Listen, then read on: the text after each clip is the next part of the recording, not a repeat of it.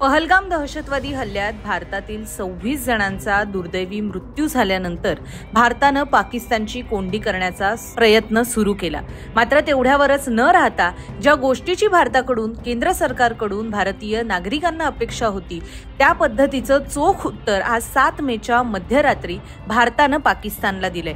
पाकिस्तानच्या दहशतवादी तळांवर 7 मेच्या मध्यरात्री 1:30च्या सुमारास भारतानं एअर स्ट्राईक केला आणि ही दहशतवादी तळ उद्ध्वस्त करून टाकली आहेत। याला प्रत्युत्तर म्हणून पाकिस्ताननं सुद्धा शस्त्रसंधीचं उल्लंघन करून भारतावर हल्ला केलाय। मात्र हे फक्त कारण असलं तरी यापूर्वी सुद्धा अनेक दिवस पाकिस्तानी सैन्याकडून LOC वरील युद्धबंदीचे करार हे वारंवार मोडले जात आहेत। दरम्यान काही पाकिस्तानी समर्थकांकडून याच प्रकरणातील चुकीचे व्हिडिओ सुद्धा व्हायरल केले जात आहेत, ज्यामध्ये पाकिस्तानच्या हवाई दलाकडून श्रीनगर एअरबेसवर हल्ला करण्यात आल्याचा दावा करण्यात येतोय।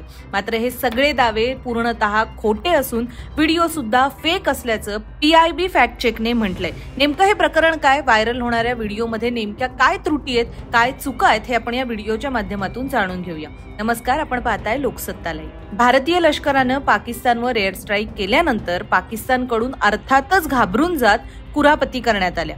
काही जुने व्हिडिओ शेअर करून भारतातील श्रीनगर इथे हल्ला झालाय, पाकिस्तानने हा हल्ला केलाय, भारताने केलेल्या हल्ल्याचं प्रत्युत्तर म्हणून पाकिस्तानने भारतावरती हल्ला केलाय असे दावे केले गेले। पाकिस्तानच्या हवाई दलाकडून श्रीनगर एअरबेस लक्ष्य करण्यात आल्याचा दावा या व्हिडिओमधून केला गेला। मात्र हे व्हिडिओ श्रीनगरचे नसल्याचं PIB फॅक्ट चेक मध्ये स्पष्ट झालेलं आहे। महत्त्वाचं म्हणजे हे व्हिडिओ भारतातले सुद्धा नाहीत असंही स्पष्ट झालेलं आहे। PIB फॅक्ट चेकने लिहिलेल्या पोस्टमध्ये असं म्हटलंय की 2024 मध्ये पाकिस्तानच्या खैबर पख्तूनख्वा येथील अंतर्गत संघर्षादरम्यानचा हा व्हिडिओ आहे, त्यामुळे अधिकृत माहिती करता भारत सरकारच्या अधिकृत स्रोतांवरच अवलंबून राहा असं सुद्धा सांगण्यात आलेलं आहे। दरम्यान केवळ श्रीनगरवरील हल्ल्याचेच नाही तर अन्य सुद्धा अनेक चुकीचे दावे सोशल मीडियावरती व्हायरल होत आहेत, ज्यामध्ये आणखीन एक महत्त्वाचा मुद्दा म्हणजे भारतीय लष्कराने ज्या विमानांच्या मदतीने एअर स्ट्राईक केला ती विमानं ते फायटर जेट्स हे पाकिस्तानकडून पाडण्यात आलेत असा सुद्धा दावा व्हायरल होतोय। मात्र इथेही आपल्याला हे लक्षात घ्यायला हवं की या प्रकरणामध्ये अशा पद्धतीच्या कुठल्याही तपशिलाची पुष्टी भारतीय केंद्र सरकारकडून करण्यात आलेली नाही, त्यामुळे चुकीच्या माहितीवरती आपणही विश्वास ठेवू नये। मात्र दुसरीकडे भारतानं पाकिस्तान आणि पाकव्याप्त जम्मू काश्मीरच्या 9 दहशतवादी तळांवर हवाई हल्ला केला आणि याचं प्रत्युत्तर म्हणून केलेल्या फायरिंगमध्ये अंधाधुंद गोळीबारामध्ये चंदीगडच्या भटिंडा इथे एक विमान पहाटे कोसळल्याची माहिती मिळते।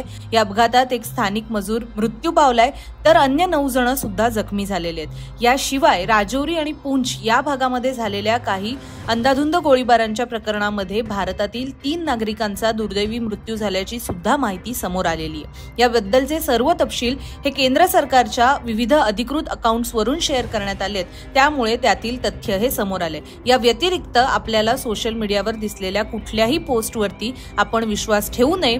याबाबतची पडताळणी ही अधिकृत अकाउंट्सच्या माध्यमातून करून घ्यावी आणि मगच विश्वास ठेवावा असं आवाहन सुद्धा PIB फॅक्ट चेक मार्फत करण्यात आलेले आहे। त्यामुळे हा व्हिडिओ सुद्धा अधिकाधिक शेअर करा। व्हिडिओ आवडला असेल तर लाईक करा।